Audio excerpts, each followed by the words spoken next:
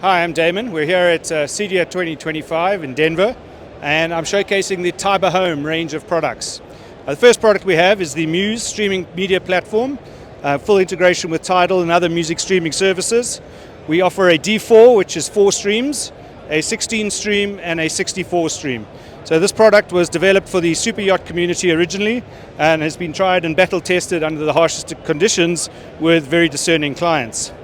Alongside it, you'll see the Tyba Turn. This is a home automation device that lets us control lighting, temperature, shades, and media.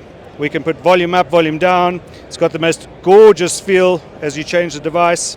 It's got a built-in sensor for temperature.